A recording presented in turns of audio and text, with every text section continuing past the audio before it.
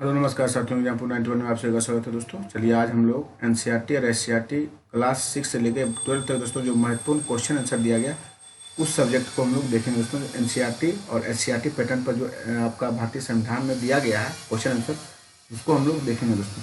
Video अच्छा लगे तो आप भाई बहनों से गुजारिश है कि चैनल को जल्द से जल्द सब्सक्राइब कीजिएगा, अपने साथियों के बीच शेयर भी कीजिएगा दोस्तों, और नहीं लगे तो नहीं कीजिएगा। चलिए हम स्टार्ट करते हैं। 100 क्वेश्चन का ये सीरीज रहेगा दोस्तों। ये क्वेश्चन नंबर 117 है, भारत के राष्ट्रपति निम्नलिखित में से किसको अपना त्यागपत्र देते हैं दोस्तों? तो भारत के उपराष्ट्रपति को तथा लोकसभा और उपराष्ट्रपति को देते हैं, लेकिन लोकसभा के अध्यक्ष को इसकी सूचना देगा उपराष्ट्रपति दोस्तों। चलिए 118 देखते हैं, राष्ट्रपति का चुनाव निम्न में से किसके द्वारा संचालित किया जाता है? तो राष्ट्रपति का चुनाव जो है दोस्तों, ये आपका भारत के निर्वाचन आयोग द्वारा करवाया जाता है। किसके द्वारा? भारत के निर्वाचन आयोग के द्वारा दोस्तों। राष्ट्रपति के कार्यकाल का प्रारंभ माना जाता है दोस्तों, कार्यकाल शपथ ग्रहण के दिन से राष्ट्रपति कार्यकाल को प्रारंभ माना जाता है दोस्तों। 120 देखिए, भारत के राष्ट्रपति को कार्य अवधि की समाप्ति पूर्व भी पद से हटाया जा सकता है दोस्तों। तो महाभियोग प्रक्रिया के द्वारा राष्ट्रपति को हटाया जा सकता है कार्यकाल पूरा होने से पहले दोस्तों। संघ की कार्यपालिका शक्ति निहित होती है तो किसमें? तो राष्ट्रपति में होती है, और वास्तविक पूछेगा तो प्रधानमंत्री मारिएगा। 122 देखिए, लोकसभा राज्यसभा की संयुक्त बैठक किसके द्वारा आहूत की जाती है? तो राष्ट्रपति के दोस्तों। आहूत जहां देखिए फटाक आप राष्ट्रपति आंख मूंद के लगा दीजिए दोस्तों। 127 देखिए, भारतीय संविधान का कौन सा अनुच्छेद राष्ट्रपति को उच्चतम न्यायालय से परामर्श करने की शक्ति प्राप्त है दोस्तों? अनुच्छेद 143 दोस्तों। चलिए हम लोग 124 देखते हैं, कौन सा संवैधानिक विशेषाधिकार राष्ट्रपति के पास नहीं है दोस्तों? तो राष्ट्रपति के पास जो विशेषाधिकार नहीं है दोस्तों, वो आपका वित्तीय बिल यानी धन विधेयक पर, वित्तीय बिल को ही धन विधेयक कहते हैं दोस्तों, उन पर पुनर्विचार हेतु लौटाने का अधिकार राष्ट्रपति के पास नहीं है। और साधारण बिल को पुनर्विचार हेतु लौटाने का अधिकार है, लोकसभा को भंग करने का अधिकार है, प्रधानमंत्री नियुक्ति करता है दोस्तों। ये सब राष्ट्रपति कार्य करता है, लेकिन धन विधेयक को, वो वित्तीय बिल को पुनर्विचार के लिए नहीं लौटा सकते हैं दोस्तों।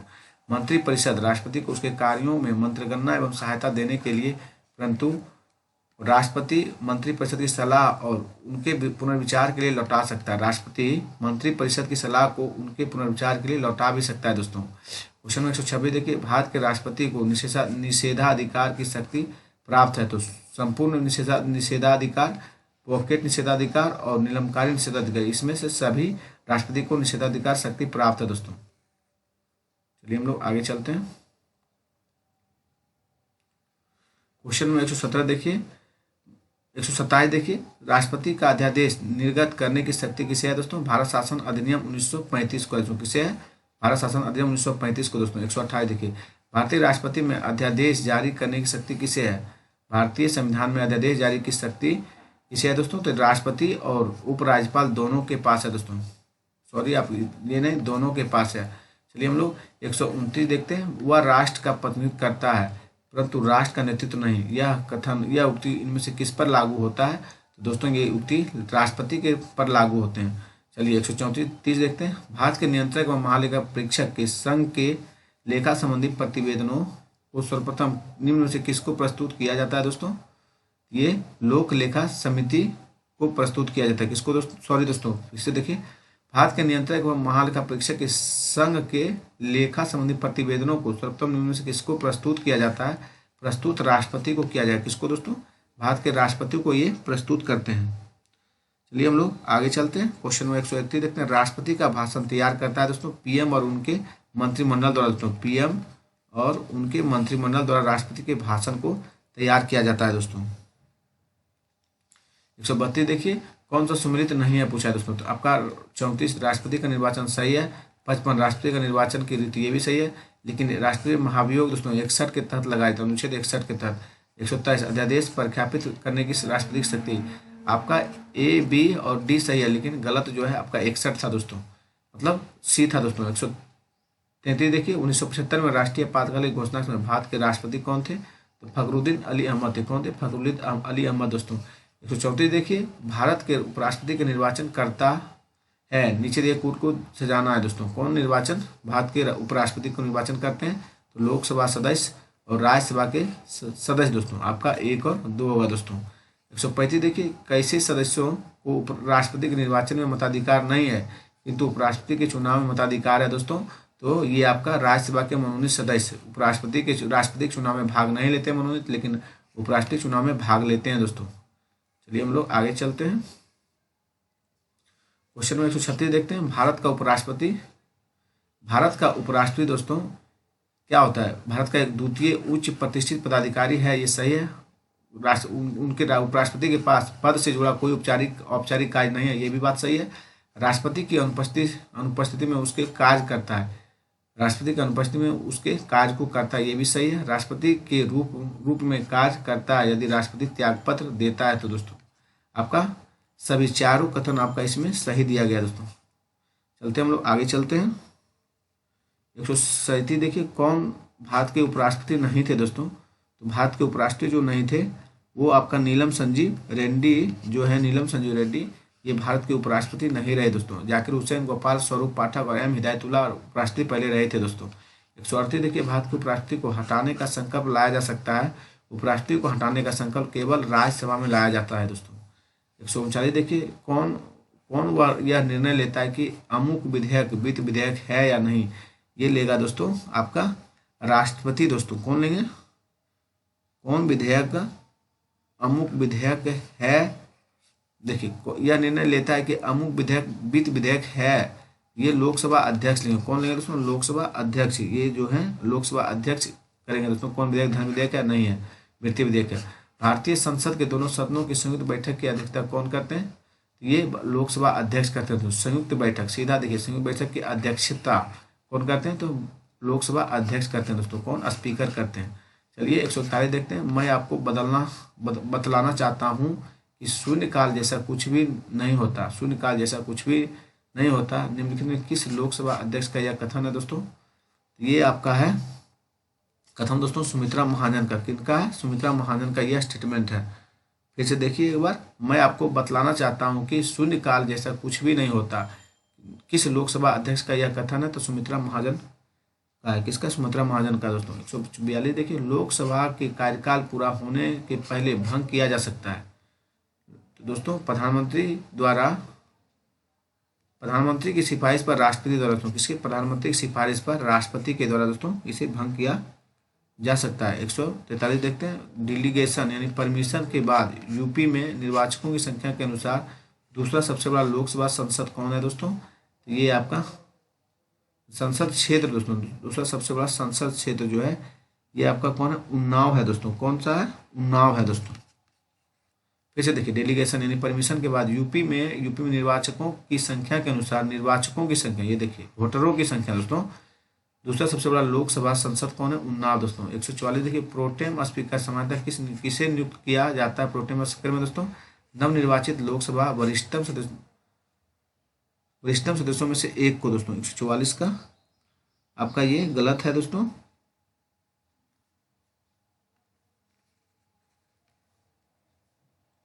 देखिए, प्रोटेम स्पीकर सामान्यतः किसे नियुक्त किया जाता है? तो पिछली लोकसभा के उपाध्यक्ष को, पिछली लोकसभा के उपाध्यक्ष प्रोटेम स्पीकर के रूप में नियुक्त किया जाता है दोस्तों। किसे नियुक्त किया जाता है? सॉरी दोस्तों, ये फिर यहाँ ये भी नहीं होगा, ये भी स्टेटमेंट कैसे होगा? आप लोग खुद से जानते भी होंगे कि प्रोटेम स्पीकर सामान्यतः किसे नियुक्त किया जाता है? तो नवनिर्वाचित लोकसभा के वरिष्ठतम सदस्यों में से एक को दोस्तों। आपका यही सत्य होगा दोस्तों, नवनिर्वाचित लोकसभा के वरिष्ठतम सदस्यों को दोस्तों। चलिए हम लोग 145 देखते हैं। लोकसभा के महासचिव की नियुक्ति कौन करता है? तो स्पीकर द्वारा दोस्तों। लोकसभा के महासचिव की नियुक्ति जो होता है ये आपका स्पीकर के द्वारा, लोकसभा अध्यक्ष के द्वारा होता है दोस्तों। चलते हम लोग आगे चलते हैं। 146 देखिए, प्रथम स्पीकर जिसके खिलाफ लोकसभा अविश्वास प्रस्ताव लाया गया था दोस्तों, वो कौन थे? वो के.एस. हेगड़े थे दोस्तों। कौन थे? के.एस. हेगड़े जी। सॉरी दोस्तों, आपका जो प्रथम स्पीकर जिनके खिलाफ लोकसभा अविश्वास प्रस्ताव लाया गया था जी.बी. मावलंकर थे। कौन थे? जी.बी. मावलंकर थे दोस्तों। कौन थे? जी.बी. मावलंकर थे जो प्रथम लोकसभा में प्रथम स्पीकर जिसके खिलाफ लोकसभा अविश्वास प्रस्ताव लाया गया था, जी.बी. मावलंकर थे दोस्तों। कौन थे? जी.बी. मावलंकर। चलिए हम लोग 147 देखते हैं। लोकसभा का अधिवेशन गठित करने हेतु गणपूर्ति कोरम कितनी होनी चाहिए दोस्तों? तो सदस्यों के सदस्य कुल संख्या का 10वां भाग दोस्तों। चलिए हम लोग आगे चलते हैं। 148 लोकसभा के समानता अवधि 5 वर्ष होती है। तो चुनाव परिणाम घोषित होने की तिथि से दोस्तों नहीं, प्रथम बैठक के लिए नियत तिथि से दोस्तों आपका क्या होगा, प्रथम बैठक के लिए नियत तिथि से आपका लोकसभा के सामान्यतः अवधि 5 वर्ष पूरी हो जाती है दोस्तों। जिस जिस दिन से बैठक स्टार्ट होगा उसी दिन से आपका काउंटिंग चालू हो जाएगा, 5 वर्ष तक आप रहिएगा दोस्तों लोकसभा के सदस्य। किस अनुच्छेद के द्वारा संसद को यह अधिकार प्राप्त है कि राष्ट्रीय हित में वह राज्य सूची में दिए गए विषयों को कानून बना सकती है। ये दोस्तों अनुच्छेद 2, फिर से देखिए, किस अनुच्छेद के द्वारा संसद को यह अधिकार प्राप्त है कि राष्ट्रीय हित में वह राज्य सूची के लिए विषयों पर कानून बना सकता है दोस्तों, अनुच्छेद 249 के तहत। किसमें दिया गया, अनुच्छेद 249 दोस्तों। चलते हैं हम लोग आगे। 150 देखिए, कौन किसके संबंध में राज्यसभा अनन्य अधिकार है दोस्तों। राज्यसभा को अनन्य अधिकार राष्ट्रपति को अवदस्त करने हेतु कार्रवाई प्रारंभ करना, सर्वोच्च न्यायालय के न्यायाधीशों को अवदस्त करने हेतु कार्रवाई करना, एक नई अखिल भारतीय सेवा सृजित करने का अधिकार आपका सी है दोस्तों। एक नई अखिल भारतीय सेवाओं को सृजित करने का अधिकार है, राज्यसभा का एक अनन्य अधिकार है दोस्तों। 151 देखिए, राज्यसभा का सर्वप्रथम गठन किस वर्ष हुआ दोस्तों। तो राज्यसभा का सर्वप्रथम जो गठन हुआ था ये आपका दोस्तों 1952 में हुआ था। कब हुआ था, 1952 में दोस्तों। चलिए हम लोग आगे बढ़ते हैं। 152 देखिए, राज्यसभा राज्यों को प्रतिनिधित्व निम्नलिखित में किस आधार पर दिया जाता है। तो राज्यसभा को राज्यों को प्रतिनिधित्व निम्नलिखित में से किस आधार पर दिया जाता है। तो उनकी जनसंख्या के अनुपात के स्थान पर दोस्तों, उनके जनसंख्या के अनुपात के स्थान के बराबर दिया जाता है दोस्तों। चलिए हम लोग आगे चलते हैं। 153 देखते हैं, राज्यसभा का पदेन सभापति होते हैं दोस्तों। ये आपके कौन होते हैं, उपराष्ट्रपति होते हैं। राज्यसभा के जो पदेन सभापति होते हैं ये आपके उपराष्ट्रपति होते हैं दोस्तों। 154 देखिए, भारतीय संविधान के संदर्भ में विचार करना, संघ मंत्रिपरिषद लोकसभा के प्रति सामूहिक रूप से उत्तरदायी होगा। संघ के मंत्री प्रधानमंत्री प्रसाद पद अपने पद धारण करेंगे। आपका 1 और 2 दोनों सही है दोस्तों। क्या होगा, केवल 1 सही है दोस्तों, केवल जो है 1 आपका सही है। संघ के मंत्री प्रधानमंत्री प्रसाद पद धारण करेंगे। चलिए हम लोग आगे चलते हैं।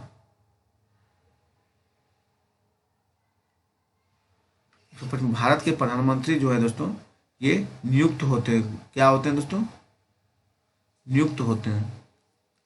चलिए हम लोग आगे देखते हैं। 156 देखिए, केंद्रीय मंत्रिपरिषद के त्यागपत्र देने के उपरांत निम्नलिखित में कौन सी एक सही स्थिति नहीं है दोस्तों। केंद्रीय मंत्रिपरिषद के त्यागपत्र देने के उपरांत कौन सा कथन सही नहीं है। तो देखते हैं, राष्ट्रीय शासन लागू हो जाएगा। नहीं दोस्तों, राष्ट्रीय वैकल्पिक व्यवस्था बनने तक उन्हें बने रहने के लिए कहेंगे।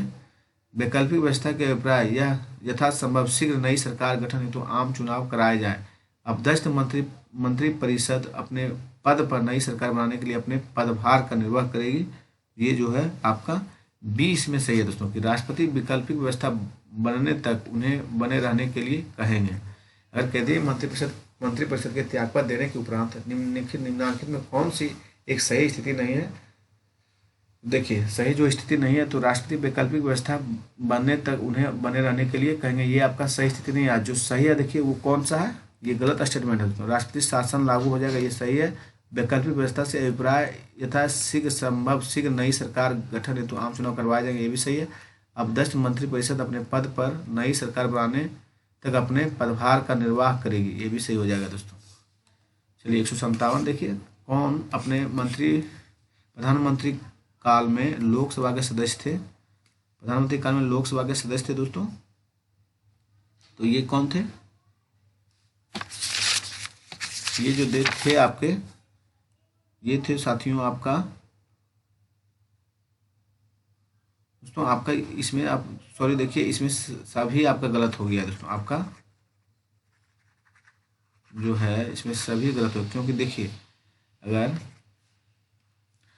केंद्रीय मंत्रिपरिषद को त्यागपत्र देने के उपरांत कौन सी सही स्थिति नहीं है तो आपका राष्ट्रपति शासन लागू हो जाएगी, ये स्थिति सही नहीं है दोस्तों। आपका गलत पूछा है तो गलत आपका ये है दोस्तों।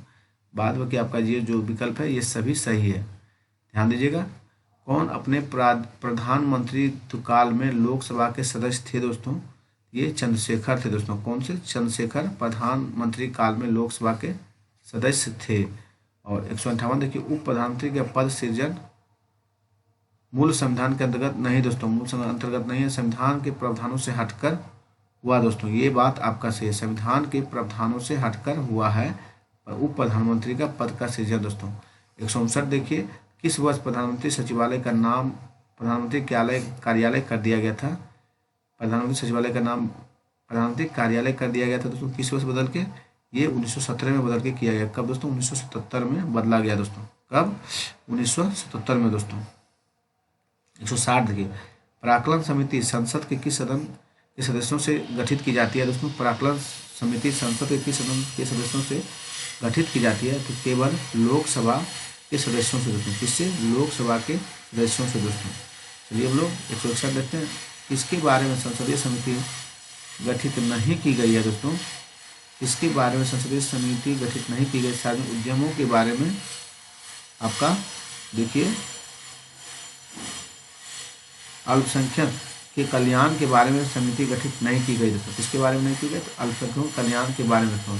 सार्वजनिक उद्यमों के बारे में किया गया, सरकारी आश्वासनों के बारे में किया गया, आकलनों के बारे में किया गया।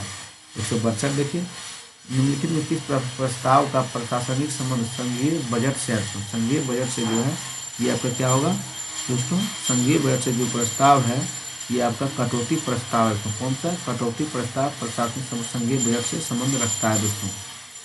63 देखिए, भारतीय संसद की सबसे पुरानी और महत्वपूर्ण समिति निम्नलिखित में से कौन सी है?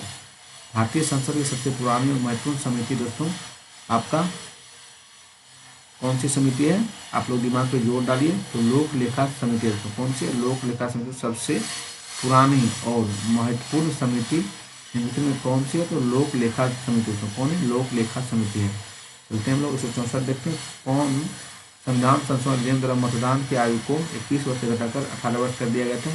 61वां संविधान संशोधन दोस्तों 1989 में कब किया गया था? 1989 61वां संविधान संशोधन किया था दोस्तों। 165 कौन संविधान संशोधन द्वारा भारतीय संविधान में 9वां अध्याय जोड़ा गया था दोस्तों? ये आपका 73वां संविधान संशोधन के द्वारा दोस्तों। कौन सा? 73वां संविधान संशोधन के द्वारा दोस्तों। चलते हम लोग 166, भारतीय संविधान के संशोधन के अनुच्छेद 1 इस सी में सहकारी समितियां सब जोड़ा गया दोस्तों। 1 का सी में दोस्तों। ये देखते हैं ये कब जोड़ा गया था दोस्तों? 97वां संविधान संशोधन 2011 के तहत जोड़ा गया था दोस्तों। 97वां संविधान संशोधन 2011 के तहत जोड़ा गया था दोस्तों। चलिए हम लोग आगे की ओर बढ़ते हैं। 167 देखिए, किस संशोधन में से समाजवाद, धर्मनिरपेक्ष और राष्ट्रीय एकता एवं अखंडता शब्द भारतीय संविधान में जोड़ा गया? तो 42वां संविधान संशोधन के तहत दोस्तों। 168 देखिए, भारतीय संविधान के किस संशोधन द्वारा आंतरिक अव्यवस्था के स्थान पर सशस्त्र विद्रोह शब्द को सम्मिलित किया गया था दोस्तों? ये 44वें संविधान संशोधन के तहत दोस्तों। कौन से? 44वें संविधान संशोधन के द्वारा दोस्तों। चलिए 169 देखते हैं, संविधान का कौन सा संशोधन पंचायती राज व्यवस्था को सुदृढ़ करने के लिए किया गया है? सुदृढ़ करने के लिए जो किया गया दोस्तों ये हो जाएगा आपका 73वां संविधान संशोधन। क्या होगा दोस्तों? 73वां संविधान संशोधन। भारत संविधान के निम्नलिखित संशोधनों में से किसके अंतर्गत भारत में महिलाओं के लिए ग्राम पंचायत में 33% स्थान आरक्षित किया गया दोस्तों? ये 73वां संविधान संशोधन में ही किया गया। चलिए हम लोग क्वेश्चन नंबर 171 चलते हैं दोस्तों। निम्न संविधान संशोधनों में से किस एक के अंतर्गत दिल्ली नेशनल कैपिटल क्षेत्र बना दोस्तों? आप सभी साथी जानते होंगे कि 61वां संविधान संशोधन 61वां संविधान संशोधन के तहत दोस्तों आपका दिल्ली कैपिटल क्षेत्र राजधानी बना दोस्तों। चलिए हम लोग आगे की ओर, सॉरी दोस्तों 61वां के नहीं दोस्तों, ये 61वां संविधान संशोधन तो एज को घटाया गया था। आपका 69वां संविधान संशोधन क्या होगा? 69वां दोस्तों। 69वां संविधान संशोधन के तहत आपका दिल्ली नेशनल कैपिटल क्षेत्र का दर्जा दिया गया था दोस्तों। 172 देखिए, अनुसूचित जाति अनुसूचित जनजातियों के लिए लोकसभा और राज्य विधानसभाओं के सीटों के लिए आरक्षण का प्रावधान किस संविधान संशोधन द्वारा किया गया था दोस्तों? तो ये किया गया था आपका 69वां संविधान संशोधन के द्वारा। किसके? 69वां 79 दोस्तों। चलिए हम लोग देखते हैं, अनुसूचित जातियों अनुसूचित जनजातियों के लिए लोकसभा तथा राज्य विधानसभा में सीटों के लिए आरक्षण का प्रावधान किस संविधान संशोधन द्वारा किया गया था? 79वां दोस्तों। चलते हम लोग आगे, चलिए 173 देखते हैं, कि निम्न विधेयकों में से किस एक का भारतीय संसद के दोनों सदनों द्वारा अलग अलग विशेष बहुमत से पारित होना आवश्यक है दोस्तों। ये हो जाएगा आपका संविधान संशोधन विधेयक। दोस्तों क्या होगा? संविधान संशोधन विधेयक। किस एक का भारतीय संसद के दोनों सदनों द्वारा अलग अलग विशेष बहुमत द्वारा पारित होना आवश्यक है? तो संविधान संशोधन विधेयक दोस्तों। 174 देखिए, संविधान में संशोधन की पहल की जा सकती है। संविधान में जो है संशोधन की पहल जो की जा सकती है दोस्तों, संसद के किसी एक सदन में दोस्तों, संसद के किसी एक सदन में दोस्तों संविधान संशोधन की पहल की जा सकती है दोस्तों। चलिए हम लोग आगे चलते हैं। 175 देखते हैं, भारतीय संविधान की प्रस्तावना में संशोधन कितनी बार हुआ है दोस्तों? एक बार। प्रस्तावना अभी तक एक बार संशोधन किया गया दोस्तों। चलते हैं हम लोग 176, किस संवैधानिक संशोधन द्वारा संपत्ति का अधिकार मौलिक अधिकार के रूप में समाप्त किया गया दोस्तों? संपत्ति के अधिकार को मौलिक अधिकार के रूप में समाप्त किया गया। तो ये आपका दोस्तों 44वां संविधान संशोधन के तहत दोस्तों। कौन सा संविधान संशोधन? 44वां संविधान संशोधन 1978 के तहत दोस्तों। निम्नलिखित में कौन सा राज्य के नीति निर्देशक सिद्धांत संविधान के बाद जोड़ा गया दोस्तों? राज्य के नीति निर्देशक सिद्धांत संविधान के बाद जोड़ा गया। ये देखिए आपको जोड़ा गया था मुफ्ती कानून सलाह के बाद जोड़ा गया था दोस्तों। चलते हम लोग आगे। क्वेश्चन नंबर 78 देखिए, 78 क्या बोल रहा है? 104वां संविधान संशोधन अधिनियम 2009 संबंधित है दोस्तों। ये आपका किससे संबंधित है? आपका जो है दोस्तों अनुच्छेद 334 से है दोस्तों। किससे संबंधित? 104वां संविधान संशोधन जो है किस अनुच्छेद से संबंधित है? 134 से दोस्तों। पिछड़े वर्ग के आरक्षण को 10 वर्ष के लिए बढ़ाया गया था दोस्तों। 169 देखिए, योजना आयोग के उपाध्यक्ष को भारत सरकार के सरकारी वरीयता क्रम के महत्व को दर्जा दिया गया दोस्तों। ये दर्जा जो दिया गया था ये भारत सरकार के कैबिनेट मंत्री के समान दर्जा दिया। देखिए, योजना आयोग के उपाध्यक्ष को भारत सरकार के सरकारी वरीयता क्रम में महत्व का दर्जा दिया गया था, तो कैबिनेट भारत सरकार के कैबिनेट मंत्री के समान दोस्तों। चलिए हम लोग 180 चलते हैं। वरीयता क्रमानुसार घटते वरीयता क्रम में सही उत्तर चुनिए दोस्तों। तो देखिए, राज्यपाल अपने राज्य में मुख्य न्यायाधीश सर्वोच्च न्यायालय और मुख्यमंत्री अपने राज्य में मुख्य निर्वाचन आयुक्त। देखिए, वरीयता क्रम से अनुसार घटते क्रम में देखना है दोस्तों। निम्न में घटते क्रम, तो राज्य अपने राज्य में, फिर उसके बाद मुख्य न्यायाधीश सर्वोच्च न्यायालय के आते हैं, उसके बाद मुख्यमंत्री अपने राज्य में, फिर मुख्य निर्वाचन आयुक्त आते हैं दोस्तों। चलिए हम लोग 181 देखते हैं। राज्यपाल किसके प्रति उत्तरदायी है दोस्तों? राज्यपाल जो है आपका राष्ट्रपति के प्रति उत्तरदायी है। कुछ आकस्मिकताओं में राष्ट्रपति को राज्यपाल की कृतियों के लिए उपबंध करने का अधिकार भारतीय संविधान के किस अनुच्छेद के अंतर्गत प्रदान किया गया है दोस्तों? ये अनुच्छेद 165 के तहत दिया गया। किस अनुच्छेद के तहत दोस्तों? ये जो दिया गया है 160 अनुच्छेद के दोस्तों। कितना? 160 के तहत दिया गया दोस्तों। फिर से एक बार इस क्वेश्चन को पढ़ा जाए।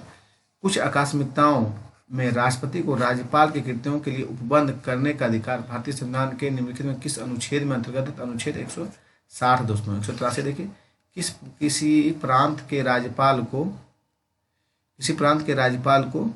कुछ निश्चित मामले में विवेकाधिकार विशेषाधिकार है दोस्तों। कुछ निश्चित मामले में विवेकाधिकार विशेषाधिकार है।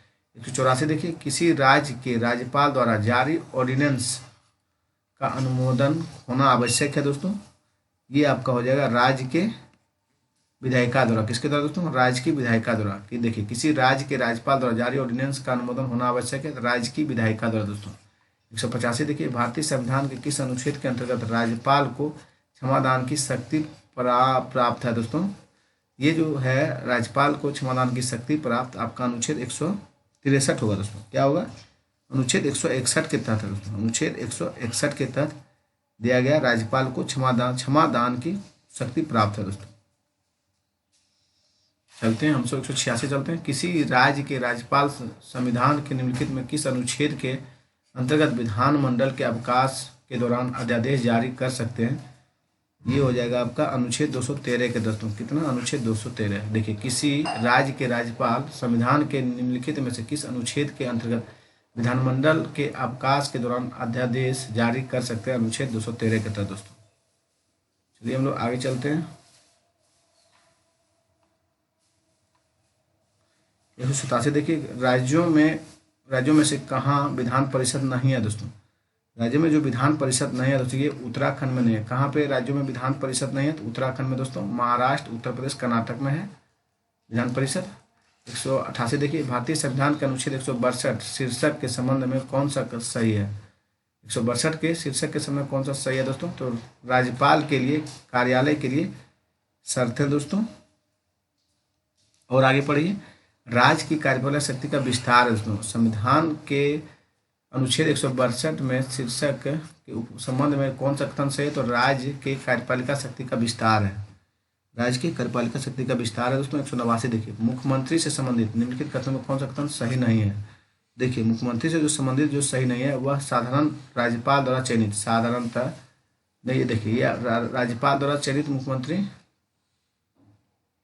सही नहीं है पूछा दोस्तों। तो क्या बोला? मुख्यमंत्री संबंधित निम्नलिखित कथन में कौन सा एक सही नहीं? तो वह साधारण राज्यपाल द्वारा चयनित होता है, नहीं तो साधारण द्वारा नहीं होता। यही आपका लैंग्वेज लाइन यहाँ पे गलत है दोस्तों। वह राज्यपाल द्वारा औपचारिक नियुक्ति होता है दोस्तों, ये आपका सही है। वह विधानसभा के बहुमत दल का सदस्यों द्वारा चुना जाता है, उसका पद पर बना रहना कारकों पर निर्भर करता है। 90 देखिए, राज्य सरकार मंत्रियों के वेतन एवं भत्ते का निर्धारण किया जाता है दोस्तों। राज्य सरकार जो है मंत्रियों के वेतन और भत्तों का निर्धारण किया जाता है, तो ये आपका हो जाएगा राज्यपाल, आपका होगा राज्य विधानसभा द्वारा दोस्तों। सॉरी, किसके द्वारा? राज्य विधानसभा द्वारा। कैसे देखिए, राज्य सरकार के मंत्रियों के वेतन में भत्ते का निर्धारण किया जाता है राज्य विधानसभा द्वारा दोस्तों। कौन उत्तर प्रदेश की प्रथम महिला मुख्यमंत्री बनी थी? सुचेता कृपलानी दोस्तों। भारतीय संविधान का अनुच्छेद 370 संबंधित है, तो किससे है दोस्तों? जम्मू कश्मीर से। किससे? जम्मू कश्मीर से दोस्तों। आगे देखिए, हम लोग भारतीय संविधान के अनुच्छेद जो जम्मू कश्मीर राज्य से स्वयमेव लागू होते हैं, वो दोस्तों है आपका 370, अनुच्छेद 1 और अनुच्छेद 370 है। कौन है दोस्तों? अनुच्छेद 1 और अनुच्छेद 370। 94 देखिए, भारत के संविधान में अनुच्छेद 371 के ख निम्न राज्यों में से किसके लिए विशेष उपबंध प्रमाणित है दोस्तों? ख जो दिया गया ये आपका किसके लिए है? ये आपका असम के लिए दोस्तों। किसके लिए? संविधान के, भारत के संविधान के अनुच्छेद ख में निम्न राज्यों में से किसके लिए विशेष उपबंध प्रावधानित है? असम के लिए दोस्तों। 195 देखिए, जब भारत की न्यायिक पद्धति में लोकहितवाद लाया गया तब भारत के मुख्य न्यायमूर्ति कौन थे? उस समय जब लाया गया था तो एम हिदायतुल्लाह थे दोस्तों। कौन थे उस? नहीं दोस्तों, एम हिदायतुल्लाह ने, पीएन भगवती थे दोस्तों। लोकहितवाद जब लाया गया था संविधान में, कौन थे? पीएन भगवती थे दोस्तों। चलिए 196 देखते हैं, भारत के सर्वोच्च न्यायालय के कार्यवाहक मुख्य न्यायाधीश की नियुक्ति करता है दोस्तों। तो सर्वोच्च न्यायालय के भारत के सर्वोच्च न्यायालय कार्यवाहक मुख्य न्यायाधीश की नियुक्ति करते हैं राष्ट्रपति दोस्तों। कौन करते हैं? राष्ट्रपति करते हैं। चलिए हम लोग आगे देखते हैं। 197, सेवानिवृत्ति होने के पश्चात सर्वोच्च न्यायालय के न्यायाधीश वकालत कर सकते हैं। सेवानिवृत्ति होने के पश्चात सर्वोच्च न्यायालय के न्यायाधीश वकालत कर सकते हैं दोस्तों। ये किसी भी न्यायालय में नहीं कर सकते दोस्तों। सर्वोच्च न्यायालय के न्यायाधीश अगर वकालत कर सकते हैं तो किसी भी न्यायालय में नहीं दोस्तों। हम लोग आगे देखते हैं। क्वेश्चन नंबर 198 देखिए, सर्वोच्च न्यायालय की किसी घोषित निर्णय अथवा पहले दिए गए आदेश पर पुनर्विचार की शक्ति किस अनुच्छेद में है दोस्तों? ये अनुच्छेद आपका हो जाएगा दोस्तों अनुच्छेद 137 होगा। कौन सा अनुच्छेद होगा? अनुच्छेद 137 दोस्तों। चलिए 199 देखिए, भारतीय संविधान का कौन सा अनुच्छेद संविधान विवाद में सर्वोच्च न्यायालय अपीलीय क्षेत्राधिकार से संबंधित है दोस्तों? 134A को मिलाकर 133 को पढ़ना दोस्तों। देखिए यहाँ पे दिया गया है 134A को मिलाकर 133 को पढ़ना, तो आपका ये गलत है, आपका डी होगा दोस्तों। 200 देखिए, भारत के सर्वोच्च न्यायालय की शक्तियों के विषय में निम्नलिखित में से कौन सा कथन सही नहीं है? देखिए सही नहीं है पूछा है दोस्तों। आपका जो है इसके पास जनता के मूल अधिकारों की रक्षा के लिए आदेश जारी करने का अनंत शक्ति है, ये आपका सही नहीं है दोस्तों। अनंत शक्ति कहाँ से आ जाएगा? भारत के सर्वोच्च न्यायालय की शक्तियों के विषय में निम्नलिखित में कौन सा कथन सही नहीं है? तो देखिए इसके पास जनता के मूल अधिकारों की रक्षा के लिए आदेश जारी करने की शक्ति अनन्य है, तो ये नहीं, अनंत शक्ति नहीं है दोस्तों। यह अंतर शासकीय विवादों के मूल एवं अन्य क्षेत्राधिकार में रखता है, ये सही है। या भारत के राष्ट्रपति द्वारा कानून के प्रश्न या किसी तथ्य निर्दिष्ट किए जाने और सलाहकार अधिकारी रखता है और इसके पास अपने निर्णय निर्माण या आदेश पुनर्विचार की शक्ति है दोस्तों। दूसरा एक देखिए, कोई भी संविधान संशोधन कानून भारतीय सर्वोच्च न्यायालय द्वारा असंवैधानिक घोषित किया जा सकता है यदि वर्तमान द्विस्तरीय व्यवस्था के स्थान के नहीं दोस्तों, ये सब तो नहीं है। सर्वोच्च न्यायालय के भार को कम करने, कार्यकारिणी संसदीय व्यवस्था के स्थान पर अध्यक्षात्मक, आपका दोस्तों यही होगा, क्या होगा, कार्यकारिणी संसदीय व्यवस्था के स्थान पर अध्यक्षात्मक व्यवस्था रखता हो तब दोस्तों आपको निरस्त कर सकते हैं। सर्वोच्च न्यायालय द्वारा असंवैधानिक घोषित किया जा सकता है आपका संविधान कार्यकारिणी की संसदीय व्यवस्था के स्थान पर अध्यक्षात्मक व्यवस्था रखता है दोस्तों। ये हम लोग आगे देखते हैं 202, जनहित याचिका शुरुआत किसके द्वारा की गई दोस्तों। जनहित याचिका जो है आपका जो शुरुआत हुआ था ये आपका न्यायिक पहल के द्वारा, किसके द्वारा, न्यायिक पहल के द्वारा जनहित याचिका को शुरुआत किया गया था दोस्तों। चलते हम लोग 203, उच्चतम न्यायालय द्वारा आज तक दूसरी सबसे बड़ी खंडपीठ किस केस में बनी है। जो केस में बनी है दोस्तों ये गोलकनाथ केस है। कौन सा दोस्तों, गोलकनाथ केस। उच्चतम न्यायालय द्वारा आज तक दूसरी सबसे बड़ी खंडपीठ किस केस में बनी है, गोलकनाथ केस में दोस्तों। किसमें, गोलकनाथ केस। जनहित याचिका ने PIL भारत के उच्च न्यायालय द्वारा किस अनुच्छेद के अंतर्गत स्वीकार किया गया दोस्तों। जनहित याचिका जो है ये 226 के द्वारा दोस्तों, किसके द्वारा, 226 के द्वारा। देखिए जनहित याचिका PIL भारत के उच्च न्यायालय द्वारा किस अनुच्छेद के अंदर स्वीकार किया, अनुच्छेद 226 के तहत दोस्तों। यहाँ उच्च न्यायालय देखिए आप पकड़िएगा। 205 देखिए, भारतीय संविधान की व्याख्या करने का अंतिम अधिकार किसे है दोस्तों। भारत के सर्वोच्च न्यायालय को अंतिम अधिकार है। चलते हैं हम लोग आगे। क्वेश्चन नंबर 206 देखिए, निम्नलिखित में कौन सा अनुच्छेद यह प्रावधान करता है कि सर्वोच्च न्यायालय द्वारा घोषित कानून भारत के राज्य क्षेत्र के भीतर सभी न्यायालयों के लिए बाध्यकारी होगा दोस्तों। अनुच्छेद 141 है दोस्तों। कौन है, अनुच्छेद 141। 207 देखिए, एक उच्च अधिकार प्राप्त न्यायालय द्वारा उत्प्रेषण रिट जारी की जाती है दोस्तों।